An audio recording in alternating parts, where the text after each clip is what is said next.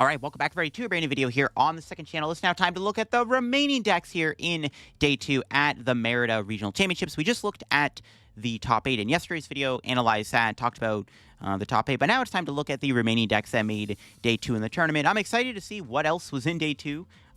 There were some decks missing in top 8 that maybe there could have been, or there's a lack of a deck in top 8. We're going to see where everything kind of placed in the tournament. We're going to see the rest of the asymmetrical cut too, and hopefully there's going to be some cool, interesting, spicy stuff that made it to day 2. I'm excited to see what people cooked up for the Merida Regional Championships. We're going to look at all that in this video and just kind of see how decks did in the day 2 of the tournament. If y'all are new here to the second channel, make sure to subscribe down below. We're on the road to 21,000 subs, and if you go into the video, leave a like and all that good stuff, and I'll leave a link to Limitless down below here if you want to go check out any of the decks and build them for yourself, of course. So start off with the asymmetrical cut. 9th place here, we had Brent Tonneson, who was playing Dragapult Dusknoir. He was playing the exact same 60 as Aiden Koos, so if you want a good Dragapult Dusknoir deck going into EYC, or you want to bring it to locals, here you go. This could be a good list. It's interesting, too. There's a lot of Dragapult Dusk in the symmetrical cut, but then, in the top 8 itself, it was just like one Dragapult, one Gardevoir, and then like a bunch of Miraidon and big basic turbo decks. But there was a lot of Dragapult in the sim cut, right? There was 4 of them that made it. So Dragapult still had a good showing. I still think it's going to be really good, even though it didn't, quote-unquote flop. It didn't really flop. I mean, there's so many NASIM cut. We easily could have seen a Dragapult-heavy top 8 at Merida if the way the tournament played out. It could have been possible. We have another Dragapult Dusknoir here. This one has a Lost City in the deck to probably help a little bit more into Guardy, which Dragapult can struggle into Gardevoir depending on how they, play it out, right? Gardevoir is still not the greatest matchup. When they have the double turbo, it can be tricky. The Monkey Dories obviously are pretty scary too.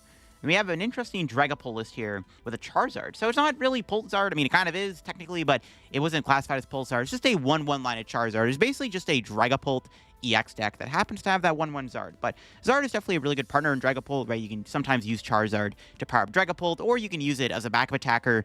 Can help into big basic decks like the Miraidon and the Raging Bulls and stuff, which are sometimes trickier for Dragapult to handle. And then obviously the Charizard can be very useful against a lot of other matchups where you just need this like big, heavy-hitting attacker. Zard still pretty strong. There's going to be a few in day 2, obviously. We're going to look at. Well, to see if there's any other like normal Charizard in day 2. But it's cool to see the Zard here do well. It made it to ASIM cut, so it did make it pretty far. Then we had another Dragapult here, played by Diego Casiraga, who is obviously the world champion of 2017. Played Dragapult also. Played Temple and Collapse. Pretty standard Pult Dusknoir Budu 60 here. Just had the 1 Budu in the deck as opposed to 2. Caleb Gedimer was playing the same 60 obviously as Azul. He was also in ASIM cut. So yeah, Miraidon had a good showing this weekend. We'll have to see how Miraidon does going forward, because I do think that Pult is still going to be the most popular deck to play against in this format. And Pult actually is still decent into Miraidon. It's not unwinnable for Dragapult. So I think we're still going to probably see Miraidon do well, but I think we're going to see Dragapult still have a good showing and stuff. There was a Quad Thorns also that did well in the tournament, which is kind of crazy to see. Could be just off the footing of Lugia's popularity, and even Miraidon to a degree isn't really a bad matchup for Thorns. Like, I think Miraidon is not a bad matchup at all. So yeah, Thorns definitely doing well is interesting to see. I don't think Quad Thorns is like in an insane spot or anything like that. It's one of those decks that, just kind of play, you hit the right matchups, you high roll the right situations, and the deck makes it pretty far. And there is a reason why we didn't see a lot of Lugia do well. Like the Quad Thorns doing well, the Miraidon dominant. Like Lugia just did not have a good time this weekend for sure. There was just too much Lugia hate, which was kind of crazy. And then, of course, in the top 16, we had Jack Moore, who's playing at Gardevoir with the Hero's Cape, which is like the big story of Gardevoir, right? The Gardevoir players were on the Hero's Cape this weekend to make your deck a little bit more, protected against Miraidon and Dragapult and stuff. You can, like, Hero's Cape your Gardevoir. You can Hero's Cape your Screamtail if you want. There's a lot of cool things you can do with Hero's Cape, and as long as nobody's playing the Vacuum or the Jamming Tower, you do get a lot of value out of the Hero's Cape, obviously. And we had Cal Connor also play Gardevoir, but he was playing Hyper Aroma in his Guardy 60 as opposed to the Hero's Cape. Just wanted to be more consistent. Hyper Aroma does get you your Kirlias and just lets you set up and play the game more often than not, which can sometimes be more important than just a little tool card. But yeah, it's decent. Just more consistency over there. We did have the highest placing Lugia here, Bubble, top 16 at 17th here. It's Lugia with the double Cinccino. The Regigigas does have a Carmine in there. No Squawkabilly, though, which is interesting. Does have Drapion, obviously, which is good against Gardevoir. Got Jamming Tower over Mezagoza, which is kind of a big deal. The Jamming Tower, obviously, is a pretty good card into the Guardian Dragapult matchup. And then we had, interesting enough, Andrew Hedrick was playing a Lost Box. So I think Lost Box definitely has a place in this meta now that Regidrago's play rate has plummeted. There was some Drago in day 2 from what I've seen, but it didn't really do as good. I mean, there's none in top 16, obviously, none in top 8. Drago definitely fell off.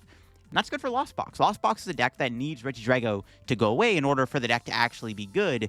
And we saw Hedrick just playing this very straightforward Pikachu version of the deck. Had the Roxanne and the Colress Boss, no Silene or anything like that. 4 Pokestop, just super turbo Pikachu Lost Box. No Regigigas was also interesting. I did play Lost Box to a League Challenge this weekend. Didn't really do good. I was also playing the Pikachu build. I had a Gigas in my deck and a Crispin, but yeah, it's interesting to see this like straightforward Lost Zone deck do well. I think Lost Zone is definitely not bad, right? Like Lost Box in general, it's a pretty solid deck in the meta. It's got a good time into Dragapult, in my opinion. If you can Greninja them, you have a good matchup into Gardevoir. They're not playing the Fluttermane and the Klefki and the Budew. And then, you know, your matchup into Lugia has never been that bad. I don't know if Miraidon's a great matchup, because like if they usually amp you, it's really hard to win sometimes, even with their Pikachu. Iron Bundle is just a menace, right? So, I don't know. Definitely cool to see Lost Box do well in this tournament nonetheless. Then we had the Dragapult Dusknoir once again here with the Temple Sinnoh. Another Guardy with the Hero's Cape. Same 60 as Michael Davidson, obviously, here. Gabe Smart on the same 60 with the Hero's Cape in there. And then we did have a high placing Regibolt in top 32. Not a bad play for this tournament. I mean, a lot of Dragapult, a lot of Dragapult and a lot of Miraidon, which, you know, is pretty good matchups for Raging Bolt. Definitely a deck I could see being a little bit more popular going forward, just because it has such a good matchup into 2 of the decks that did well. Obviously, you know, Gardevoir is going to be a bit of a difficult one, but it's not unwinnable. If you tech for Gardevoir, it's beatable. Yeah, Raging Bolt, definitely not a bad deck right now, and I could definitely see it seeing more play going forward for sure.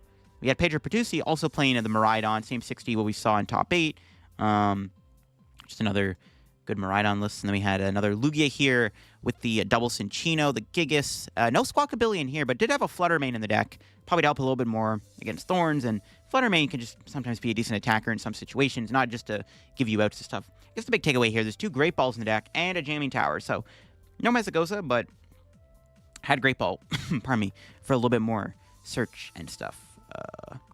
Another Miraidon here with a Minior in the deck. Just try to help a little bit more into Snorlax, I guess. I guess it could come up in Mirror. But yeah, mostly there for like the Snorlax, which Snorlax, you know, we haven't seen one yet, so didn't do as well. Then we have another Lugia here with the 1/1 Cinccino, the Flutter, the Gigas. More of like a toolbox approach. It's got the double Mesagoza in here. Wellspring Ogre Pond, just more of a toolbox approach to the list. Another Gardevoir. This one does have the Secret Box and the Drifloon. Double Bravery Charm. Yeah, you know, we did see the Gardevoir decks that did well didn't play the Drifloon in the deck, so Drifloon stocks went down a little bit. And we just saw them more lean towards like a bit more of a heal approach with the Hero's Cape and the Monkeys, and just trying to be more leaning into the Gardevoir as opposed to the Drifloon. Another Miraidon here with Secret Box and a Canceling Cologne and a Minior, so a little bit more teched out there. And then we had a Pidgeot Control played by Tablemon here. What we've been seeing with like All Out Blitzel with the Grand Tree and stuff in the online tournaments. Grand Tree gets you out the Pidgeot a bit easier without, you know, being able to play Rare Candy. Your deck can't really function because you get Budewed, but when you have Grand Tree, you can easily get out Pidgeot a little bit more easily. Has that Chempound in the deck, so you can remove the Grand Tree after you play it, so your opponent can't use it. You got my low tick to stop your opponent from Turrowing, Saw Block, Black Huron. You know, pretty standard control list here, but control definitely looks decent. I was surprised to see it actually do as well as it did. I think I said in my prediction video, I didn't think control was going to do as well. I thought it was going to be more of like the Snorlax show, but control actually ended up doing pretty decent in the tournament here, which was cool to see. Another Lugia here. A lot of Lugia in like top 32 and stuff. Just didn't convert as well to top 16, just because obviously there's so much Miraidon. We have another Guardy here. This one did have the Drifloon and the Secret Box in the deck here. And we had a Goldengo do well. I'm happy to see that. I love Goldengo. This one is the Palkia build with the Esearch Pro. Does have the Monkey Dory. Some other interesting inclusions. Plays Lana's Aid. So I think Lana's Aid is really good in the deck right now. Because against Budew, if you run out of energy and you can't put energy back in your hand, they can literally go Budew and then stop you from being able to get energy in your hand, and then you just deck out, because Goldengo takes no damage from Budew. But with Lana's Aid, you just play Lana's Aid, you guarantee the energy, so you can attack the Budew. I guess one thing to note about this list, there's no Stadium, no Pokestop, no Jamming Towers. So a Stadiumless Goldengo list is actually really interesting. I guess the Monkey Dory's in there too, obviously, which can be okay into Budew in some scenarios, if you can pull it off. Then we have Miraidon once again, doing pretty good. Got the Zapdos in there. Another Pult Dusknoir here with no Stadiums, but does have a Klefki in the deck. and double Budu to be a little bit more disruptive. Another Pidgey control here. Yeah, same thing. Grand Tree being played in the deck here. There's no Shempow in the deck, though, but does have a Diancie to help a little bit more into Lugia. And then we got another Guardy here. It's got the Unfair Stamp as the Ace-Spec. Still has the Drifloon in there, the Mawile and the Cresselia. The usual stuff we've been seeing. We have another Miraidon here, played by Fabrizio. And does have the Minior in the deck. So, yeah, there you go. Minior Miraidon, broken deck. Highest place in our Archaladon in top 32, it looks like. And this Archaladon list does, or not top 32, sorry, top 64. This Archaladon list does have a Toedscruel. It's kind of interesting. The Toedscruel is usually there for, like, the Regidrago matchup, I would assume, but can help a little bit into, like, matchups like Raging Bolt and Goldango, obviously. It's interesting inclusion into the deck there. Just a little bit more checked out. It's got the Relicanth. No Dialga in the deck, just opting to go all in on the Archaladon as your main attacker, which is nice. Yeah, not bad. Not bad at all. We have an Ancient Box here in top 64 also. Not a bad deck right now. I think Ancient Box is a pretty solid deck in the format. Never really going to be that popular. Don't think a lot of players are really, like, talk about Ancient Box as much and be like, oh, Ancient Box is the play. It's not bad, though. And this one has Brilliant Blender as the Ace-Spec over Secret Box. Has the Koraidon. Does play the one of Mooney X alongside Dark Patch. So you still try to pull off a late-game Mooney X play to take a big KO out of nowhere, which helps a little bit more into, like, those bigger matchups like the Dragapult and the Charizard if those ever come up. And then we have a couple more Guardies here. Josh Frank on Guardy. Does have the Heroescape in there. It's got the Budu. Again, no Drifloon in that list. And then we have another Guardy here on the Drifloon Unfair Stamp. And we have another Poltnor. It's the double Stadiums. Another Archaladon here with no Dialga. Just straightforward Archaladon. 4 Boss, 2 Turo, 3 Jamming Tower. Unfair Stamp is the Ace-Spec, though. It's definitely an interesting inclusion in the list to try to be a little bit more annoying, which is kind of funny. We have another Miraidon here, obviously, with the Minior in the deck. Interesting. Another Guardy, played by Piper, who's playing it with the Secret Box in the list here. Does have the Drifloon, obviously. Another Lugia, the 1/1 Chino, the Fluttermane, the Ogre Paw in hands. Yeah, more of the toolbox approach. Then we have a couple more Guardies here. This one's got the Drifloon and the Unfair Stamp. Another Guardy with the Tatsugiri. That's something we haven't seen in a while. And the Unfair Stamp. Still obviously playing the Drifloon, though, and stuff in there. Another Lugia with the Jamming Charm as it goes. A Thornton in the deck, double Cinccino, Fluttermane, Wellspring, Regigigas. And we have another Raging Bolt here. Playing the Latias, playing 3 Crispin, so really trying to capitalize on those turn 1 attacks with the 3 Crispin and the 4 Sada, which is kind of neat to see. Another Miraidon, with a Carmine and a Research. So, okay, this Miraidon list is a lot different, actually. It's not really what we're accustomed to. It actually just kind of leans more into just the Miraidon Raichu hands play. No Raikou. No Pikachu, not even playing the Area 0, just playing the 2 Town Store.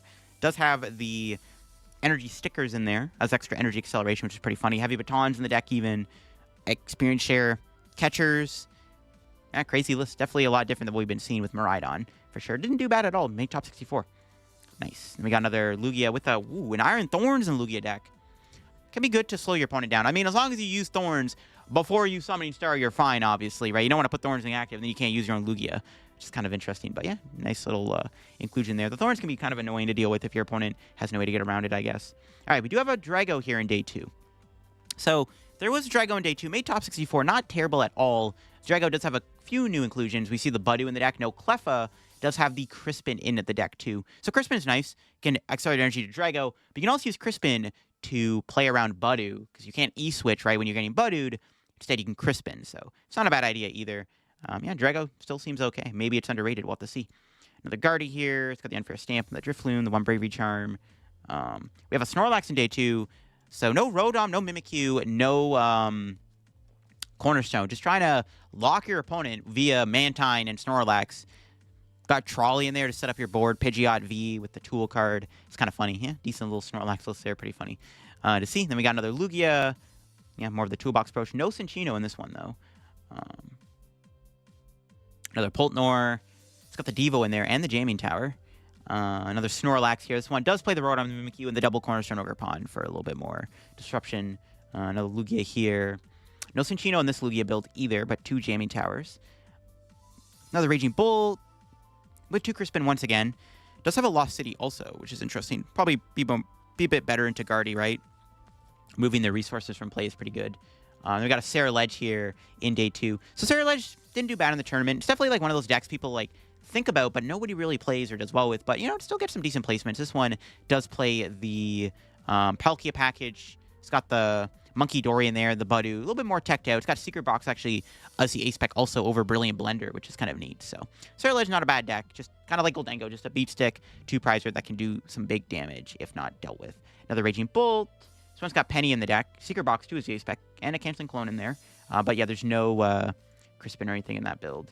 Then we got another Poltnor here, the Temple of Sinnoh. A couple more Lugias to look at here. The 1/1 Cinccino, played by Kieran, and then we have another Lugia here with the 2/2 Cinccino. It's got the Gigas in there, the Squawkabilly and stuff. The Jamming Tower Mezzogoza split also. A couple more Archaladons here to look at. So we got Archaladon with Zam. This is kind of the cool thing. So Zamazenta V-Star is definitely a really interesting inclusion within Archaladon, because not only can you use the V and the V-Star, the V-Star has this nice ability, Shield Star, where during your turn, all your Pokemon take 100 less damage from your opponent's Pokemon. So essentially, you can give your Archaladon 400 HP, right? They have to do 400 damage to one-shot an Archaladon if you use Shield Star. Obviously, just lasts for 1 turn. It was pretty funny to see in day 2. And also, it has a decent attack. 220 damage isn't bad either. Same thing as Archaladon. And then you have the Zamazenta V, which can use its ability Regal Stance to discard your hand and draw 5 cards, end your turn. And then you can also use Revenge Blast as like a nice late-game attack. You can easily build this up with Archaladon. You just go Archaladon, attach energy for turn, build up the Zam. So that's cool to see this kind of build do so well. It's got the Black Belts training for some more damage. Got the 3 Jamming Towers in there. Cool stuff to see. We have another Archaladon here with the 1/1 Dialga, 3 Jamming Tower, also playing the Black Belts training in the deck. We got another Goldengo here with the Search Pro, the Palkia package in there. No Monkey Dory or anything, no Lana, just 3 Cypher, 3 Irida, just more consistency. It's got the Pokestop and the Jamming Tower in there too. Another Poltnor here with the Temple of Sinnoh. Another Ceruledge in day 2, playing once again the Palkia. No Monkey Dory in this build though, also playing Brilliant Blender as the A-Spec of choice. Another Guardy here, playing the Secret Box and the Bravery Charms. And another Poltnor with the 1 Temple of Sinnoh, the Klefki in the deck also. Another Merida here. Let's see. Another Raging Bolt. This one also playing the 1 Crispin. Does have Budu and Slitherwing and Sandy Shocks. So a little bit more teched out. Also playing Aries Zero and Cologne. So a little bit more of a teched out Raging Bolt is here. We got another Goldengo here. So I want to give a shout out actually to Howie. So they were playing a build similar to what I brought to San Antonio. And they actually made their first day too. So big congrats to them with that. The one inclusion they made from the list I played was adding the Elekid in the deck, which helps a little bit more into the Budu matchup, right? Because you can kill the Budu with Crackling Shot, right? So that's kind of the idea. Also, could be a funny little attacker to set up damage elsewhere, to set up damage for like knockouts with Make It Rain or something, or Palkia, which is kind of neat, or even Greninja to some regard. So really cool list. I like it. The Prime Catcher, I think, is still really good with Goldengo over Esearch Pro. Goldengo definitely still looks like a decent play in this format. So cool stuff to see. We got another Maridon once again. This one has Budu in the deck. We got our highest placing Tropicos Noctowl Pidgeot deck. It's a deck that, once again, has fallen off a little bit with like the release of Budu, but still not a terrible deck in this meta. It's got the double boof in there for the protection. It's got the Surfer in the deck for another switch out, which is kind of neat.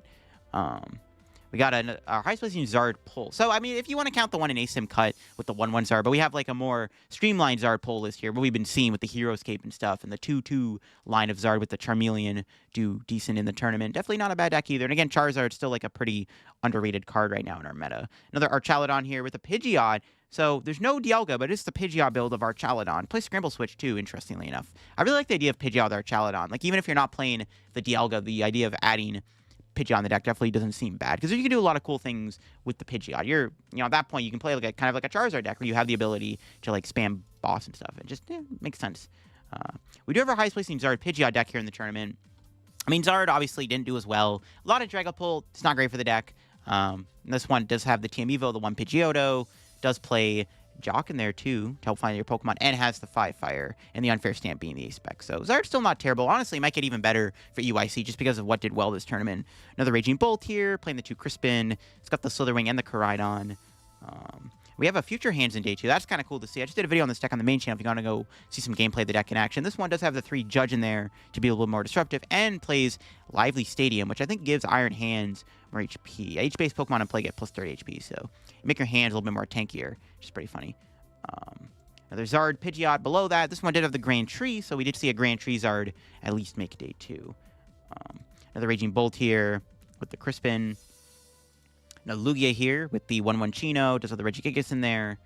Another Guardy with Unfair Stamp. Does have the Enhanced Hammer in there as the A-Spec also in the deck. No Lugia here with the double Cinccino, Mesagoza Jamming Tower split. Another Cloth Tropico. So not as popular as I thought it would be. I thought this deck was going to be a little bit more popular, not going to lie, for this tournament. But, you know, we saw one in top 8, top 4 even, and then, you know, second highest one down here. But, yeah, still not a terrible deck. Maybe it gets better going forward. We'll have to see on that one. Again, Merida did well. Decent matchup in Merida. Another Saralech Palkia deck. No Monkey Dory, but does opt for the Secret Box as the A-Spec in this list, too. We got a bunch of Polnors below it here. We can quickly look through these. This one's got a Mimikyu in the deck. Another Polnor here. Another one below that. Jamming Tower Lost City in the deck. And we got a Poltzard below that also, with the Hero's Cape and, yeah, the 2/1/2 Zard line. The usual stuff we've been seeing. Another Guardy with the Drifloon and this Unfair Stamp. A couple more Lugias here. This one's got the double Cinccino. Then we got another Lugia below that with the 1/1 Chino. Does have the Mesagoza Jamming Tower split also. And the Merida here, also playing the Minior in the deck. And then we got a couple more Guardies here. This one's got the Devo and the Unfair Stamp and the Drifloon. And then we got Dennis Peroff, friend of mine from Canada, playing the Guardy list also with the Secret Box in there. And the 1 Bravery Charm, 1 Evo. Okay, cool. Another Poltnor. And then a couple more Lugias below that.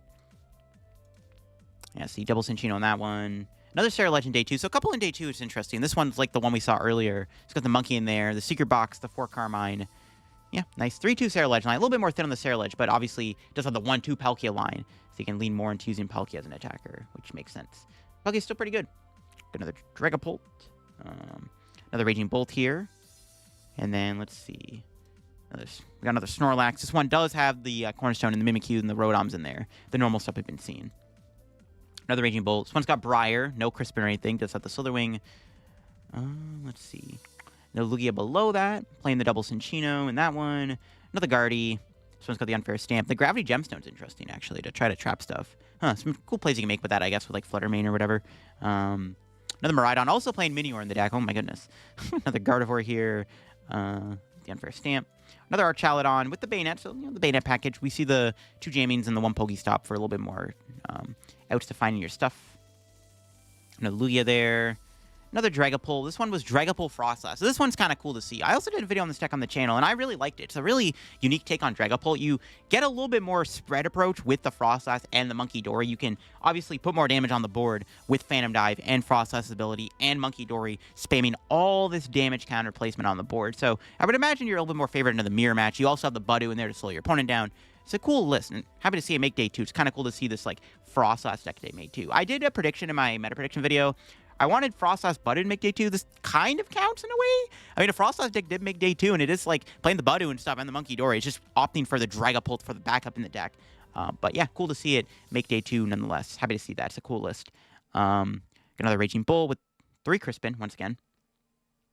And then we got another Lugia here with the Radiant Charizard on the deck. No Cinccino. Another Snorlax, yeah, Cornerstone, Mimikyu, Rotom, stuff like that. A little Lugia, this one's got the Klefki, pardon me. Another Dragapult there, and then we got another Raging Bolt. Ooh, wow, Kyurem in the deck. Whoa, okay, wow. Really respecting Lost Box, look at that. Kyurem's kind of crazy. Another Guardy. A lot of Pokemon in here, holy moly. Guardy Secret Box got 3 different Ralts. The memory skip Ralts can be kind of interesting in some scenarios. Got Mimikyu, Drifloon, Fluttermane. Holy, a lot of stuff going on there for sure. Another Raging Bull, playing the 2 Crispin and the Sandy Shocks. We got another Lugia here, with the Drapion, the 1/1 Cinccino. Another Archaludon with, once again, the Toedscruel. Plays Full Metal Lab, though, to give your Archaludons a little bit more bulk, which makes sense. Another Cloth Tropicals below that. Yeah, it's got the double Budu. The Iron Valiant's interesting inclusion alongside the Black Belt's training to do some, like, more surprise damage out of nowhere. Definitely an interesting take on the Budu list, for sure, the Budu Cloth deck. Another Zard Pidgeot. This one does have Hero's Cape. I don't hate Hero's Cape. It's got the Budu and the Clef in there. The Bibarel's back in the deck, too. I don't think Bibarel's bad in Charizard either, obviously. It's got the Pidgeotto. Bravery Charm's kind of neat. You can Bravery Charm your Budu, which can be pretty funny in some scenarios. Or Bravery Charm your Pidgey, so it can't get Phantom Dived. Then we got, yeah, another Dragapult below that. Another Lugia. Then we got another Guardy. This one's got Secret Box as spec also. Another Lugia below that. Another Poltnor. Another Guardy. This one's got Unfair Stamp. Super Bravery Charm. Yeah, it's got the Drifloon in there. The usual stuff. Another Raging Bolt here. Playing, once again, 3 Crispin. Crazy stuff. We got a Saralech below that. Once again, playing the Palkia and the Monkey Dory in there, and the Secret Box being the A-Spec like the other ones we saw above it. And then we had another Drago in day 2. yeah, simple Drago list. Playing the Crispin and the Budew once again. Jamming Tower Temple, similar to the one we saw earlier. Got Lugia. And then we got another Guardy here with the Unfair Stamp and stuff. Dragon Bolt Dustnor with the Jamming Tower and the Temple Sinnoh Split. And we got a bunch of Lugias here in a row. This one's got the Radzard in there. This Lugia's got Klefki in the deck. And this one also just more straightforward. Yeah, the double Cinccino, stuff like that. And then we have another Drago in day 2. Playing the Budew once again. So no Cleffa, just opting for Budew. Interesting inclusion, though. It's got Black Belt's Training and Judge and 2 Crispin. So a little bit more teched out. But yeah, it's got more options. Then we got another Goldengo here. Yo, Dengo Deepult in day 2. Let's go. It's a crazy list. Crazy deck. I haven't really tried this deck as much as I want in this format. But yeah, maybe I gotta give it a try. I mean, Drago Goldengo seems like an interesting concept because you get a lot more draw on the deck with the Dracloak, so you draw even more cards alongside coin bonus. Another Polnor there. Another Raging Bolt. Playing the Crispin. It's got the Briar in there. More Guardy. This one's Unfair Stamp Guardy. And then we have another Archaludon Dialga here in day 2. Another Poltnor. Another Gardevoir. Once again, playing the Unfair Stamp and stuff. Another Poltnor. We got Poltzard, once again, doing pretty good. This one's got Unfair Stamp as the ace spec and plays a Klefki, so this one's not playing the Hero Escape. A little bit more heavy on the energy. 5-3 on the energy count, too. Another Bolt, once again.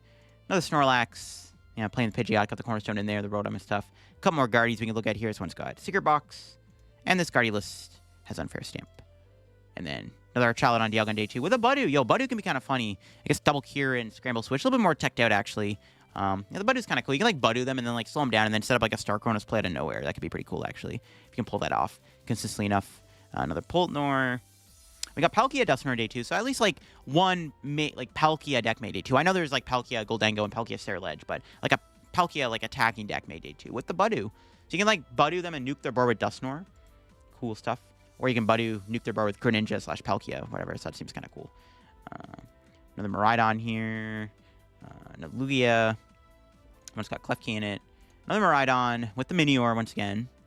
And the Irida over Arven actually is an interesting inclusion. A couple more Poltnors. And then, let's see what else. We got 2 Poltnors. This one's got Halucha in the deck. I like that idea to spread more damage on the board. Help in certain situations. And we got another Maridon. Another Guardy. Unfair Stamp. 3 Bravery Charm for the Drifloon. And the Maridon. With this one's got Iron Thorns in the deck for a little bit more disruption. And the Future Booster Capsule. And has an Iono in there too. Then we got 3 more Gardevoirs to look at here. This one's on Secret Box. This Guardy list here is also on Secret Box. And then this Guardy list is on Unfair Stamp this time. But, yeah, to still play the Drifloon and stuff. This is Zard in day 2. Zard Pidgeot. It's got the Unfair Stamp, Jamming Tower. Devo in the deck's interesting. It's got the Jock in there to help find the evolutions and stuff. And then we got an interesting Sylveon Terapagos deck in day 2. Another really cool deck to see make day 2 here. Sylveon's Angel Light attack can be very strong in certain scenarios where you can remove stuff off the board. Really funny against Lugia where you can put their Archeops back in the deck. Kind of more of a toolbox approach. Also, you can use Raikou as an attacker with E-Switch. Got Wellspring Ogerpon in there. And has a Terapagos attacking threat also. You can use Crown Opal in the deck. It's got the matching energy here for Terapagos' Crown Opal. This is a really cool deck. The Sylveon toolbox deck. Maybe I'll make a video on it. It seems kind of neat. I like playing Sylveon. Another Cloth Terapagos. This one's got the Monkey Dory in there. That's a tech card. And we got a couple more Poltnors here. We'll quickly look at here. And then got more Lugias we can quickly look at. See what this Lugia list has got. Yeah, Lugia 2-2 Cinccino. Another Maridon here, once again. And then, yeah, to round things out, we got 2 more Dragapult decks. We got the Dragapult with the Blood Moon in the deck, okay. And then we got a Poltzar deck here to round things out with the Precious Trolley, as you expect to help set up the board a lot easier. But there you go. Those are the day 2 decks at the Merida Regional Championships. A lot of Dragapult obviously did well in the tournament. You know, if we're counting Asymmetrical Cut as top cut, I mean, there was a lot of Dragapult still in cut, but also a lot of Maridon in cut.